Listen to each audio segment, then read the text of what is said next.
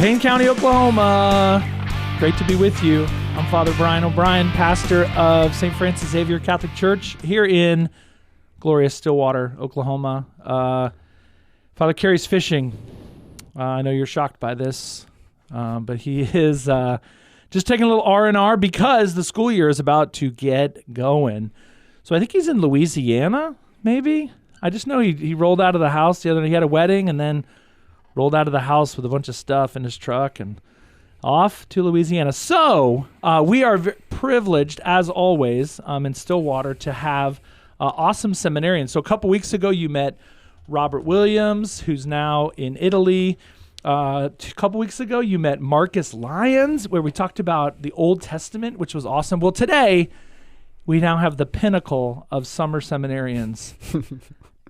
And it's Joey Griggs. Joey Griggs is here. Hey, Joey. Thank you for having me, Father. It's a joy. It is a joy. Okay, Joey Griggs has been with us all summer, to kind of June and July. But I'm going to give Joey just a chance to kind of tell a little bit about himself, where he's from. He's got an interesting story. And then we'll kind of get into today's topic of like giving our lives to the Lord and like how does that work? We're going to get very practical today. Joey's going to share with you his story. Okay, so Joey, you are from? I am from Tulsa, Oklahoma. Boom. Boom. That's awesome. Born and raised? You were born there? Born and raised. What hospital were you born at? I was born in St. Francis. Oh, there we go. So, I mean, different St. Francis. No, it's St. Francis. Wait, really? The hospital in Tulsa is St. Francis Xavier. I didn't know that. They have that big statue out front. New every day. At 61st and Yale, and it's very similar to the statue that we have in the church. It's him like holding this big cross. All right, missionaries, awesome. Yeah, so good little connection there. All right, and you're how old are you? I'm 20 years old. Exciting. People all summer long, it's been fun. People all summer long are like, "How old are you?"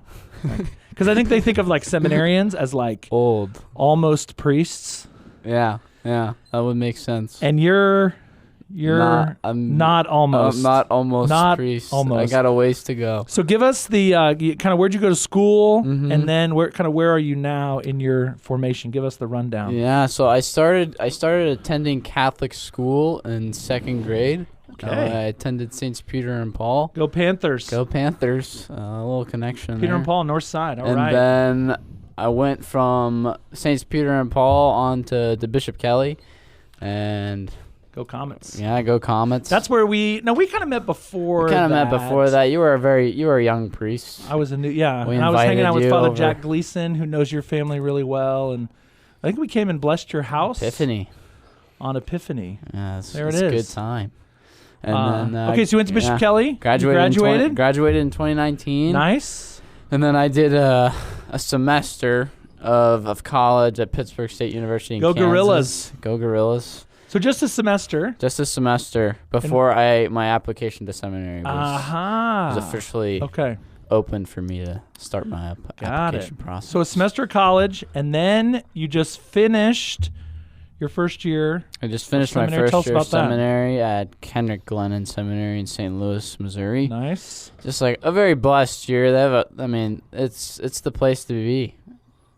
Formation's really good, and they really just teach you to love the Lord. That's what it's all about. That's what it's all about. It's good. That's awesome. It's good stuff. So you'll be there for, what are you, academically? Academically, I'm going to be a sophomore. You are you're going into your college sophomore year. Yes. So the way seminary works, for those of you out there, it's you have to finish college. So in your case, you're going to a seminary college. Mm-hmm. Like in my case, I went to a sort of regular college, did my undergrad at Boston College, not thinking about seminary at that time. But so you got to finish college, and then after college, we do typically 4 years of theological studies. So in Joey's case, he'll do 4 years in St. Louis and doing philosophy, but also other things. I mean, it's not like you're just studying philosophy, right? You take... Yeah, first 2 years, I'm just doing general studies. So you got, English, science. English, Spanish. Espanol. There's some Spanish in there. Math? You taking math? I got all my math credits. Yes. So I don't have to take math. Nice. That's not on the list. Because God is merciful. A lot of like history of the church. Nice. I think I'm taking like a Crusades class this coming semester, which should be okay. pretty You have to come back, and we interesting. can do a whole show on the Crusades. Should be pretty interesting. That's a totally There's just a whole misunderstood lot of topic. misunderstandings with the Crusades. People Of think, like yeah. the church is terrible, and so Yeah. I'm excited for that class this coming semester. I would like, take good notes in there. And you I'll can try come- my best. You can come. I don't feel like I got a good education on the Crusades in my various places. Anyway, okay, so then you'll finish in St. Louis, and then you'll go to maybe stay in St. Louis. I may stay in St. Louis, so I could be in St. Louis the minimum 3 more years, but it could be a possible 7. Be a lifer. So I could go. I mean, we might send me to Meinrad, maybe. Yeah, Could so be- we could use the be a- Diocese of could be Tulsa. a We use several knacker. different seminaries: Rome, St. Meinrad, Southern Indiana, Kenrick, and St. Louis. So yeah, there's some options there. So you have, if all goes according to plan, 7 more years. 7 more years until you become a priest. Until I become Is that a priest. is that good? Is that bad? Is that discouraging? I mean, if I Or was you're to like, what the become heck? if I was to become a priest right now, I don't think it would be good for the people of God. Why not? So 7 years is good. Why- I need to Why be. not? What's wrong with you? Nothing's wrong with me. I just need to Okay, be. good. I need to be formed. I need to become more like Jesus. Sure. And that's ultimately what seminary does. There's 4 pillars of formation. Mhm. So the academic, of course, kind of philosophy, theology. You gotta be smart. You gotta know stuff. The spiritual, certainly being a man of prayer. Mhm. The human formation, of like, I don't know. Do I smell bad? Having manners, Do I- etiquette, yeah, do I- hygiene. Do I look presentable? Things that there's obviously more to it than that. But can you relate to people Mhm. well? Can you relate to men, women, Yeah, social kids, older skills. people, social skills, and then the pastoral, and that's part of in this summer. Yeah, that's So- where our diocese is really kind of on top of the. Yeah, we tried to really give our had seminarians a lot of other places. experience. A lot of experience early on is really awesome. Give us so this summer you've been here. You've been with me and Father Robert, Father Carey. I mean, give us things you've done. Yeah, so I've done a handful of things this summer. I've been with the families of a couple of deceased individuals and just prayed with the dead person and their family on a couple occasions. I've served a quinceañera. Oh, there it is. Which was a first. That was this last Saturday. I've served a handful of weddings, some funerals, sat in on some funeral preparation, helped out with Vacation Bible School, went on to Steubenville. Oh yeah, you went on Catholic the, conferences with our teenagers. with the teenagers at St. Francis. What else have we had? Baptisms. Baptisms. Lots of baptisms. Spanish baptisms. Daily mass. daily Sunday mass. Adoration. You've been a lector at mass. Yeah, I'm all in. Whatever That's they need, awesome. whatever the priests need me to do. And that's really the what I'm goal, here for. just to kind of shadow the priests, to have a variety of experiences. And part of it is that you're still, you're still discerning. Just there's a misconception that just because somebody's in the seminary, they automatically come out the other side as a priest. But that's not true. So there's 2 sides of it. Father Carey and I have talked about this a little bit of like, so Joey is discerning the priesthood. Is God calling me to the priesthood? And then more specifically, is God calling me to the priesthood, to the diocesan priesthood in eastern Oklahoma? But then also the diocese is discerning Joey, so it's not like we don't follow him around with a video camera or something. Relational. But think of it like a marriage. I don't say you will marry me, and then the person, it's 2-sided. So the diocese is looking at Joey. Is Joey the kind of guy that we want to be a priest in our diocese? So yeah, that's kind of the back and forth of it all. That's awesome. Okay, and then you have a family. Yes, I have a family. Tell us about your family. My family is rather large. Larger than most. Well, larger than most. It's really quite beautiful. Tell us a little bit about your family. I'm the 9th of 11 children. I've 6 sisters and 4 brothers. Can you name them all? I sure can. Go from top Should to we go bottom. Normal speed. Normal speed. You're starting with the oldest. We got Amber, Becca, Caitlin, Brittany, Hank, Gershon, Elisa, David, myself, Dominic, and Tessie. There it is. Yeah, I love it's it. the Griggs gang. I love it. That's what we call it. Yeah, it's a beautiful family. And ranging from, I mean, you're 20. I'm 20. Your little sister is 16. And your oldest sibling 35, so 19-year 19-year difference. 18 Wow, that's difference. awesome. Yeah. That's awesome. Praise God. Mm-hmm. Praise God. That's wild. Okay, so we're going to talk about kind of how, specifically, Joey and kind of how he came to seminary. Because I think sometimes people have a misconception of like how people become priests, that they have sort of this God moment. The Lord strikes them down with lightning, and that's how you know you're supposed to become a priest. But it's really not that way. I mean, there's a gradual kind of process. The Lord kind of puts things into your heart. But ultimately, I think we want to talk about just the idea of surrender, of giving your life to something. I think this is something people really struggle with. I think most people, my experience, most people in most aspects of their lives, they're okay with saying, okay, Lord, you take that. Lord, I give this all to you. But then there's certain little compartments of our lives that we just don't want to give up. So talk about that in your life. Yeah.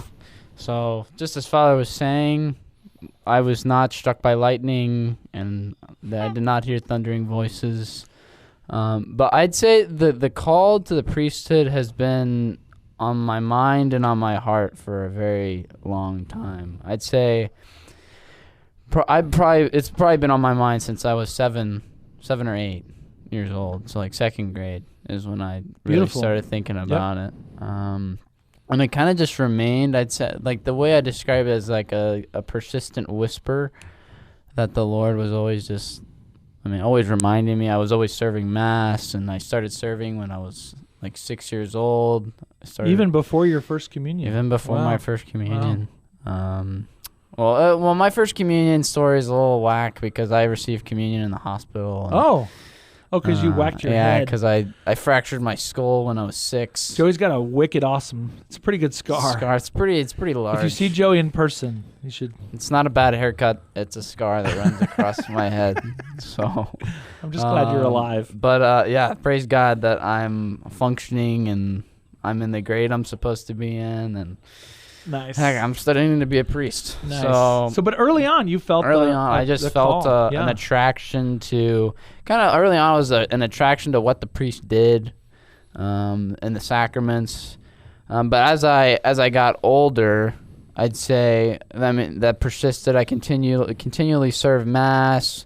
My teachers and everyone just realized that I was prayerful, and that continued through high school. But then, throughout high school, I was very determined in athletics and academics, to just do well.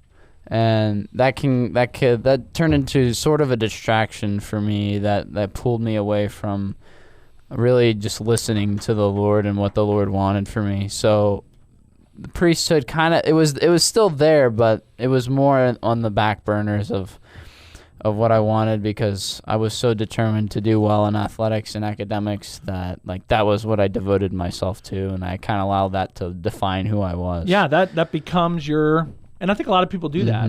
I think a lot of kind of adults do that with their work. I am defined by my success in the business world, or as a professor, or as a coach, or and not as much on, I'm a beloved son or daughter of God. And we become, my grades determine my worth. My athletic success determines my worth. And we see that a lot. And that was something you experienced. Kind of middle school, high school. So then what shifted? How did that come around?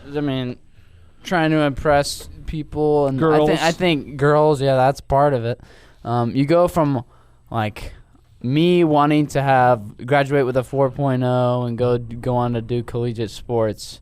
How do you change from that desire and passion, which is, it's not a bad thing, but in a way I was running away from what the Lord wanted to give me because I was chasing what I wanted. And how do you get from that to end up chasing like what the Lord wants and end up like running towards what the Father wants for you? And I think it was a handful of things. I'd gone on a handful of seminary visits throughout high school. I went on 4. Right on, man. Kind of just like very open to it. Like just making sure it would stay on my mind, and those were a good reminder for me to just remain faithful in my spiritual life and my prayer life. So in high school, I always carried around like a prayer book, and people always asked if it was a passport, which was kind of funny. Like, Joey, why are you carrying around your passport? It's not my passport. Little prayer book, yeah. So I think just remaining, faithful in prayer. And Bishop Kelly does a really good job of offering retreats that, kind of serve as a re-energizer and a refocuser A shot in the arm, yeah. Of like what is actually important. Like, what are my priorities? So Search and Kairos were really big and helping me make decisions that really I think the Lord used to put me in the right place. Nice. I started talking with Father Pratt my senior year, and then we came to the end of my senior year, and I'd known that you could enter seminary at a high school, but I just was not. I think I was kind of running away, and like I'm not ready. Yeah, not quite ready. Sure. And so we decided that it would be best if I could go live by myself for a little bit, because I'd kind of been swarmed and. Big family. Always around family growing up. Never really had a chance to be by myself. So I ended up going to Pittsburgh State with... I knew I was going to be entering seminary at some point. It's just a matter of when. But I really wanted to continue playing sports. So I was going to go try and walk on and play football at Pitt State? At Pitt State. Nice. And I got really plugged in at the Newman Center. Started going to daily mass, daily adoration... And really just giving the Lord, it's amazing what the Lord can do if you give him the space to work on you. Yeah. And adoration is a great opportunity to Beautiful. to give the Lord the space and make yourself radically available to what he wants to give you. And that's the thing, you talked about kind of being just academically driven, athletically driven, which are good, right? It's good to succeed in academics. It's good to be athletic, and but those things can oftentimes they can crowd out when that's all of your time. When there's not time for prayer, when there's not time to be, as you just said, kind of radically available to the Lord. Those things fill that up, and then before you know it, you've sort of crowded God out. You have. Your relationship with him becomes very, it's like Sunday Mass and that's it. But you just allowing the Lord to be there. Yeah. And some of that was, that sports went away. Okay, now what? That was a big chunk of your... Big chunk of my childhood and teenage years was devoted to athletics. Like year round, so... So then talk about surrender. Ultimately you came to a point where you were like, I'm doing this. I'm going to seminary. Lord, put me where you want me to go. Yeah. How did that happen? That was really tough. My application opened up over Thanksgiving break of my freshman year of college. And it kind of caught me off guard. I wasn't really expecting it. I knew I was going to enter seminary at some point, but I wasn't expecting it to be so soon. And I was really enjoying Pitt State. Like, I'd made a lot of good friends at the Newman Center, and they were just about to redo the Newman Center and get a brand new one. So they have a brand new Newman Center at Pittsburgh State. And I didn't really want to leave because I'm really enjoying this. And I'm in a good spot. I'm praying a lot. I'm giving the Lord the chance to work, but I'm also making really good friends, and I just felt like I was in a really good spot. And it came to the point where it's just I had to trust in the Lord, which is it's a very challenging thing because I really felt like I was happy where I was, but also just being attentive to what had been on my heart, in the years I'd been thinking about, the priesthood, and this had always been on my mind, and just trusting that the Lord was the one who put that there.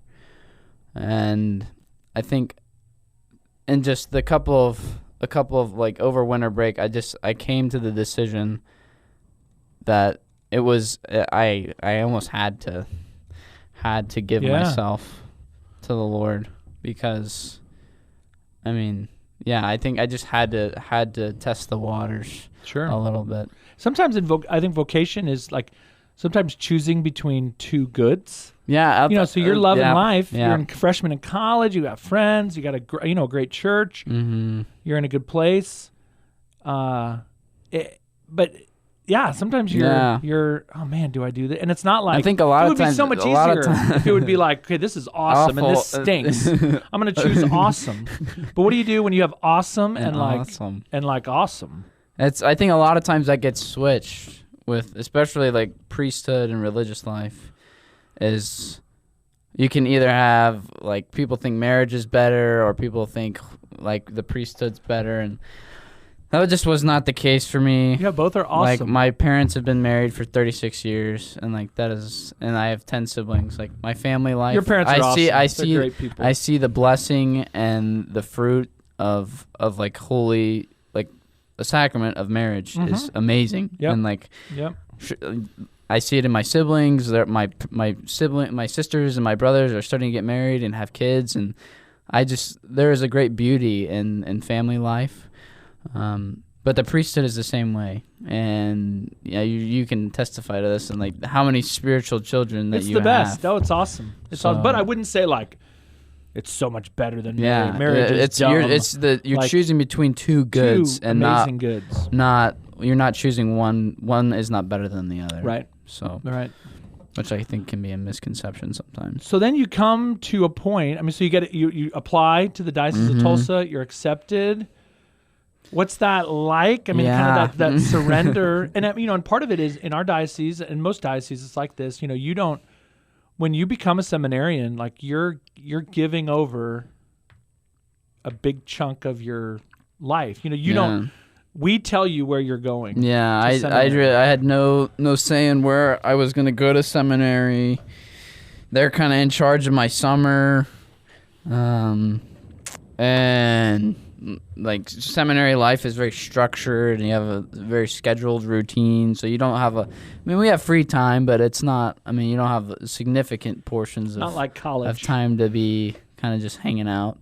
So it's just a lot. It's in a way kind of just becoming like radically like enslaved to Jesus. Whoa, which is strong word. It's a strong word. Yeah, but in a way, that's like just a very, kind of like a good thing in a way of, I think, having rules and having structure and things that, we have the 10 Commandments that we live by. And I think in a very similar way, like the seminary, like laying things out like step by step for me, just really allows me to form my life in a way that is very, I think, just helpful for me to just be able to, just form my life in a way that is going to allow me to become more like the man the Lord is calling me to be. And in that case, that He's calling me to be more like Himself. Yeah, and I think any vocation, this is true in marriage, certainly, and true in the priesthood and seminary life. There's a surrender where you say to the Lord, okay, I'm going to give. I'm free. Joey Griggs can leave whenever he wants. Mm-hmm. And there's no penalty. You don't have to pay us back. You can leave, right? You're free. It's kind of like at this point, you're kind of it's almost like dating. It's like that if you need an analogy for it. Mm-hmm. So you can leave, you can break up with us whenever you want, or we can break up with you, and we'll go our separate ways but part of seminary life, you're giving this kind of surrender of your mind, of your body, of your will. You're kind of giving that over to the church to say, form me, Jesus, like make me. You said earlier, kind of, you wouldn't be a good priest right now because you're not enough like Jesus. And I would say that about myself. I'd say that about everybody. the idea of giving over yourself to that. I mean, how did you do that, or what's that like for people who haven't kind of made that leap? Yeah. So I think I just had so many good priestly role models in my life that have really give us some of those names. So here we go. We got Father Jack Gleason. We got Father Tim Davison. We got Father David Voss in Pittsburgh. We got Father O'Brien. We got Father Brian Brooks. We got Father Elkin Gonzalez. We got Father Zui Wen. Love it. We got Father David Webb. We got Father Brian Ketterer. Love it. Yeah. Father Kerry Wakulish. Good just a lot of just like a lot of Tulsa priests. guys, but you know, and then fraternity, and then I mean, even like growing up, I grew up going to the traditional Latin Mass, and there's just a lot of solid priests there too. That really, they knew the Lord, and you could tell. So, that's awesome. Just like a real inspiration in them, like seeing the joy, like of their life, and really just being drawn to that, and seeing that like the priesthood is not some just life of. We're as men, like we're called to sacrificial love. Like it's in our nature to like sacrifice ourselves, either for like your wife and your kids, or God willing, the people of God. And just seeing like that the priesthood could be a place and a life filled with joy. And I think that was just like a huge, like, oh wow, like that's amazing. Sure. And that's something that I want. Yep. And like relationship with the Lord is something that I've always had an attraction to, and I think in a sense all of us have that. But it's really tough because the way the culture is not very, just does not really spread that message of giving yourself away. It's more we live like in kind of a selfish world, selfless culture. It's kind of focused on yourself and like the success that we're gonna have and the money that you can make, and like giving away does not line up with what we're told. But I could see, like, in giving away, you receive so much in the priesthood. It's effusive. the way to live. Yeah, Okay, so we got 2 minutes left. Let's talk about the Surrender Novena. Yeah, so this is a nice little resource that if you're not familiar with it, you can Google it or ask one of us. I have some copies of it. Talk about the Surrender Novena. Yeah, so I was given it during this first year of seminary. Because despite being a seminarian and father being a priest, like we are not perfect, and we do not surrender perfectly. Nope. Just in a way, just like trying to grow in my trust of what the Lord is asking for me, that I might just like blindly give myself to and blindly accept whatever He gives to me. And a lot of times we worry, but we worry unnecessarily. So this novena is just a real aid to those who really want to give their lives to the Lord, but in a way maybe struggling and maybe attached and holding on to some things. Yeah. And for me personally, I just want to control a lot, and this is a great help for me. So I'll just give you. So a novena is typically a prayer that takes place over the course of 9 days. And so I'll just read day 1 of the Surrender Novena. It just says this: why do you confuse yourselves by worrying? Leave the care of your affairs to me, and everything will be peaceful. I say to you in truth that every act of true, blind, complete surrender to me produces the effect that you desire and resolves all difficult situations. And then it encourages this prayer: O Jesus, I surrender myself to you. Take care of everything. Mm-hmm. Woo! That's awesome. It's good stuff. All right, so Joey Griggs is with us just for another couple weeks, and then you're going to have some time with your family, have some time with your brother seminarians, and then head back to school. So if you're in the St. Louis area, check him out, look him up, take him out to dinner, and then we'll see what the future holds. Yeah, we'll take it 1 year at a time. For young Joey Griggs. We'll keep an eye on you. All right, that's the episode. Father Kerry will be back next week, and we hope you have a great week. God bless you, And thanks, Joey, for You're joining welcome. us. Thanks for having me. Have a great day, everybody. God bless.